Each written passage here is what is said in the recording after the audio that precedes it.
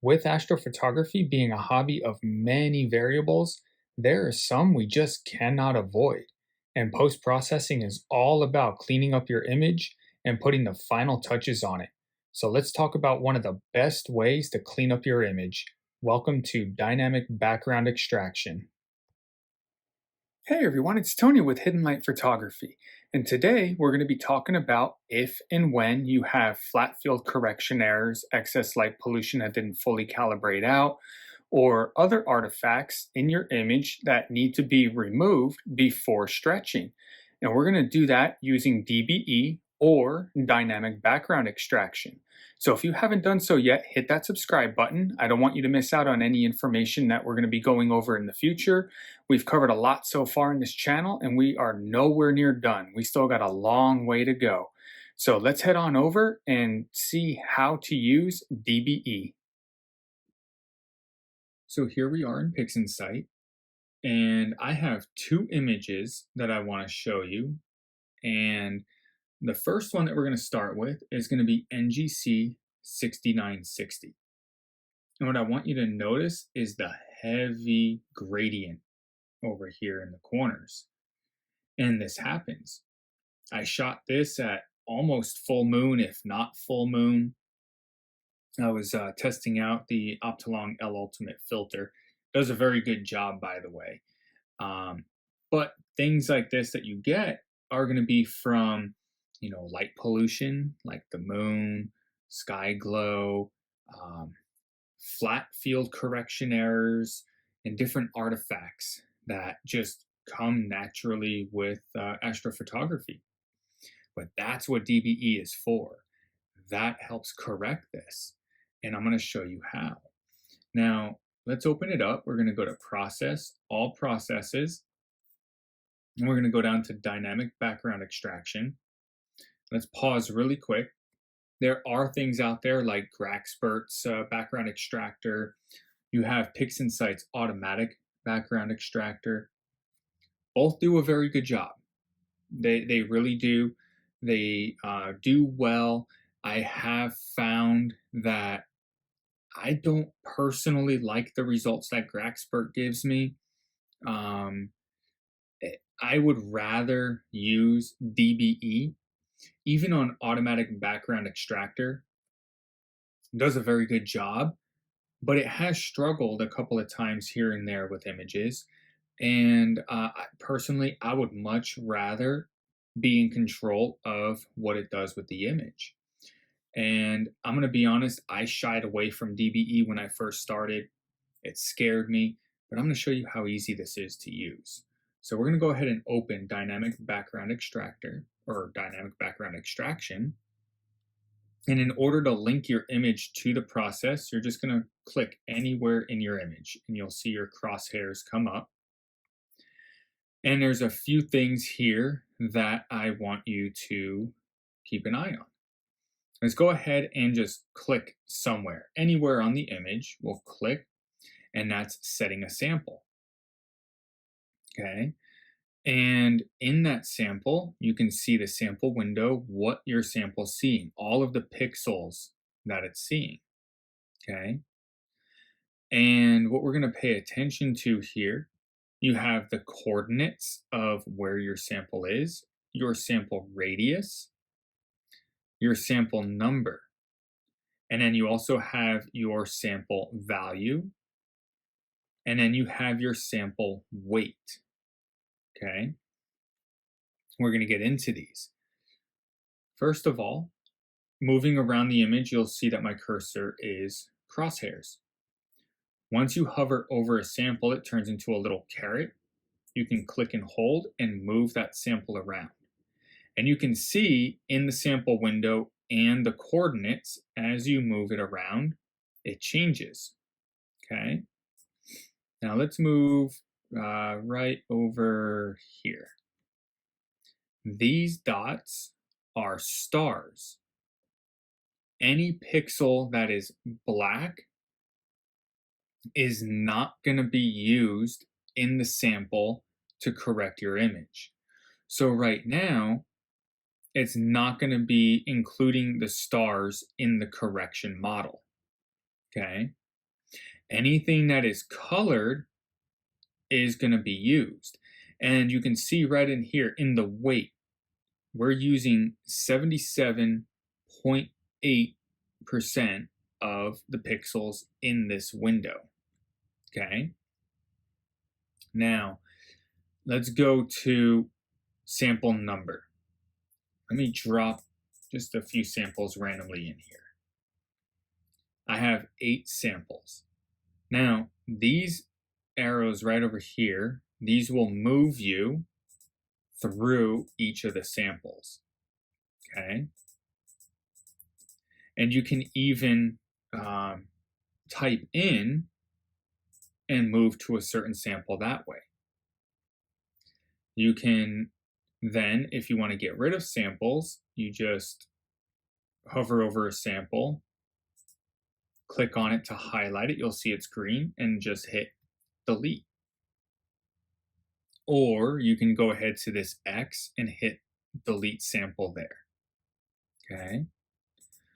So what I'm going to do, I'm just going to delete all of the samples because what I want you to be aware of is in an image where you have a heavier gradient, there's a few things that we're going to want to change. Now, with any image, no matter what it is, the bigger the sample radius, the better the results that you're going to get. So let's go ahead and make this sample bigger. The sample's right over here, and I'm just going to click in another box, see how that grew. And we cover a lot more pixels, okay? Now, with the fact that the bigger the sample, the better the results, you're going to want a bigger sample. And you can see that because the sample is bigger in this star-filled image, we include quite a bit of stars. And set up as it is right now, it's not going to be an issue because, as you can see, the stars are black. So they're not going to be included in the modeling for the correction. However, we need to do a tight tolerance here and a higher smoothing factor to get rid of this heavy gradient. Now, when I increase my tolerance, let's just put a big number in here, 5. All of a sudden, it's starting to include a lot of those stars. Let me put this back to 0.5 and notice the black in here. Okay, how big those stars are. Let's put it back to 5, see how they shrunk. We don't want that to happen.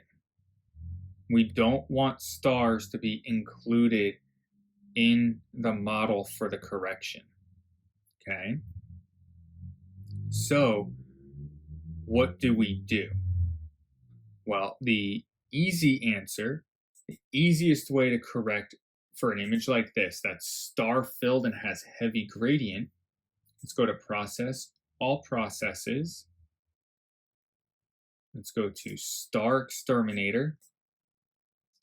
This is a linear image, okay? And being that this is a linear image, we don't want to unscreen the stars.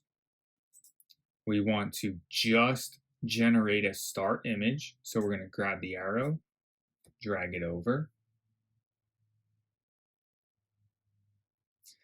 And we're removing the stars so then we don't have to worry about including those stars in the modeling, in the model of the correction. We just want to worry about nebulosity around. So let's minimize that really quick. Now we have nothing to worry about with the stars. And we can actually see a little bit better. You know, we're bright up over here, and then it starts getting darker coming down here. You notice that? It's all bright up here and then darker down over here.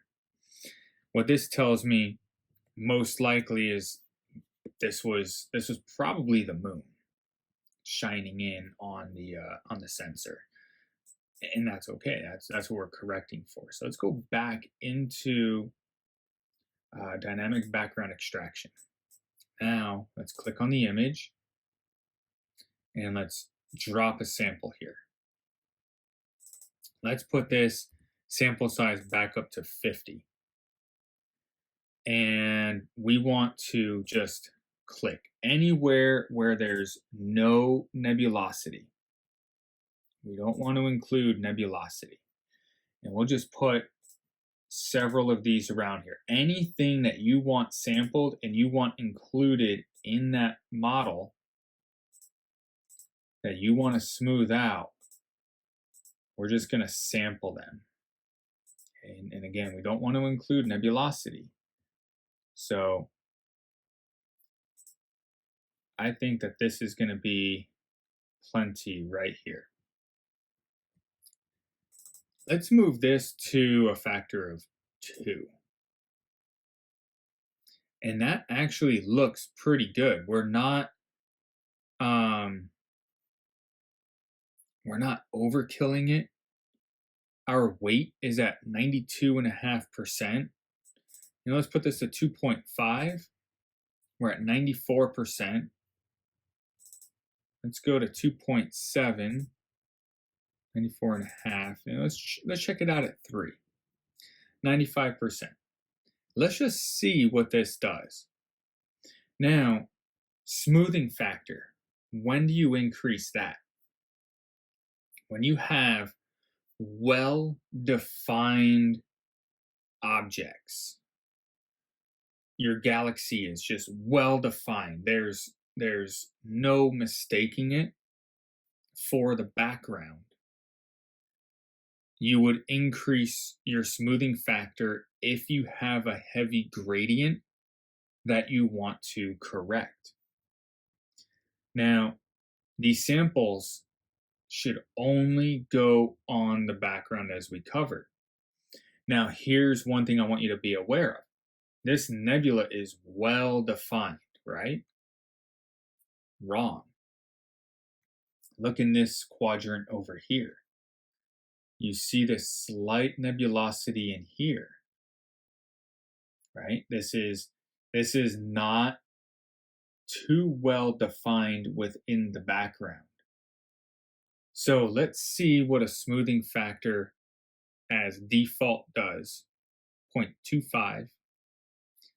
What we're going to do here is anything in here you don't really need to touch. These do very well as default. What we're going to do is subtraction, okay? And then we're going to replace the target image. Actually, no, you know what? I want to keep that unchecked for right now just to show you. Then what we're going to do is take this and drag it over.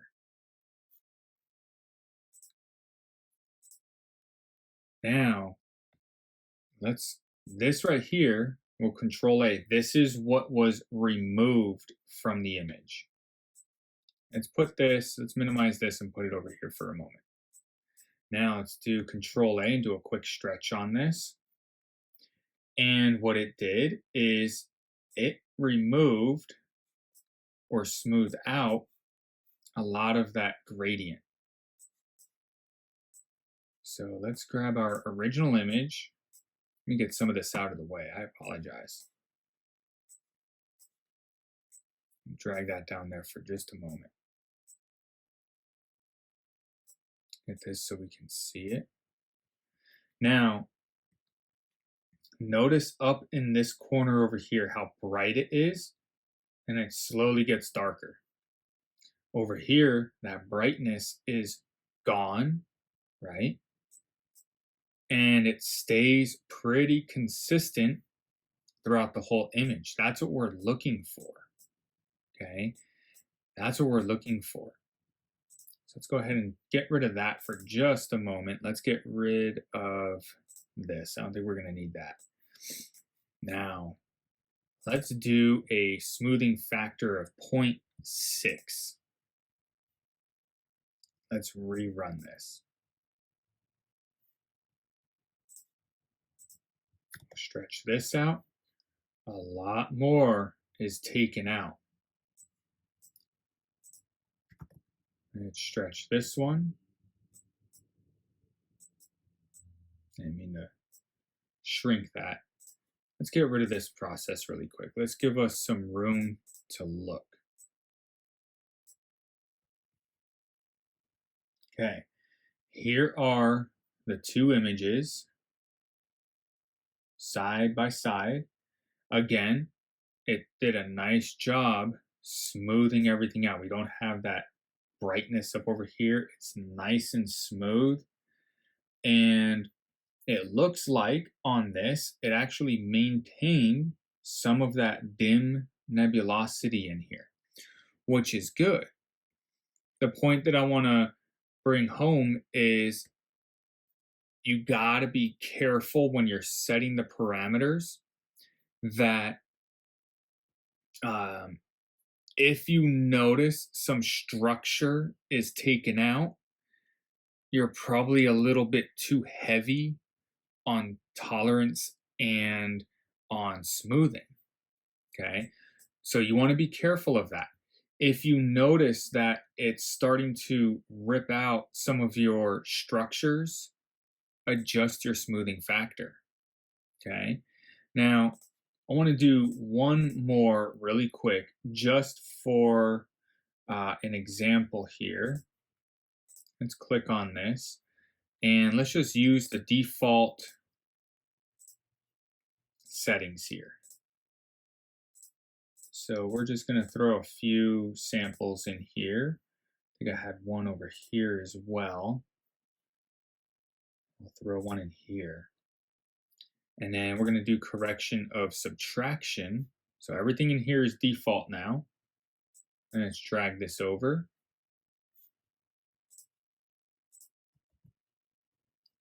See how that model is a lot different. Let's see what it did to the image. Stretch that out. Let's get rid of this and let's compare.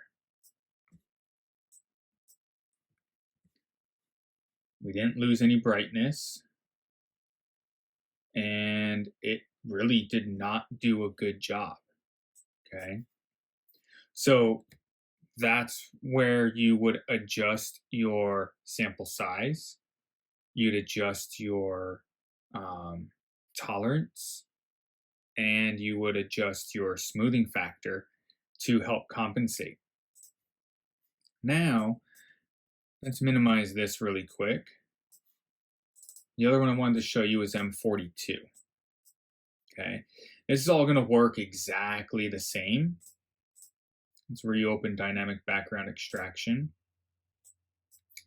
The reason why I wanted to bring this one out is let's go ahead and throw a sample in here. Let's increase that sample size. The reason I wanted to bring this one out is just to show you that this is not such a star-filled image. So you can actually get away a little bit easier without needing to remove your stars. Okay. So we're able to place these around and not need to really worry too much about the stars. And that's where your tolerance comes in, because if you have a heavy gradient, right? If you have a heavy gradient, you want a higher tolerance, but you also don't want stars to be included. Okay, so let's blink through these really quick, and we are looking good. We don't see any stars, maybe a couple over here.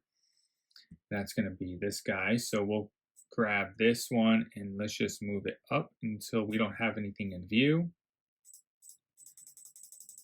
And my structures are pretty well defined. Orion has some dim areas in here. Let's see what a smoothing factor of 0.25 does. Let's set this for subtraction. drag it over. Let's check out our model. This is what it removed. Let's go ahead and give this one a quick stretch. And that did a beautiful job. Okay, let's take a look at two images here. Let's drag this down a little bit. You can see it corrected beautifully in this upper corner. And let's move this over so we can look at the right side. And it did a beautiful job over here on the right side. Now, just for fun, let's increase our smoothing factor. Let's just see what it does. Let's go ahead and stretch this, different model. Let's get rid of this, stretch that, drop that down a little bit. Left side still looks really good. Right side looks decent, but it, a little bit left over here as compared to the other one. And this is where knowing what the settings do and just kind of playing with it a couple of times. As you can see, it doesn't take too long to do. But again, your vision and how you want it to look. And again, some of this in here too is some nebulosity. So you want to be very careful where you place your samples, which is why you want to pay close attention to your preview window. Make sure you're not getting any stars, especially if you need to bump up your tolerance. So that is all that it takes to use dynamic background extraction. As you can see, not too bad. It's going to take some practice. Everything takes practice. And remember, every professional, no matter what it is, was once a beginner. They started somewhere. And this is where we're starting. And practice makes perfect. So I hope you found that useful. Do me a favor, that channel icon that just popped up, hit that channel icon and subscribe. I don't want you to miss out on any future content. We still have a long way to go. We've covered a lot so far. Throw a comment in the comment section. What questions do you have? If you're already using this, did you learn something new? And check out that next video. Until the next time, clear skies.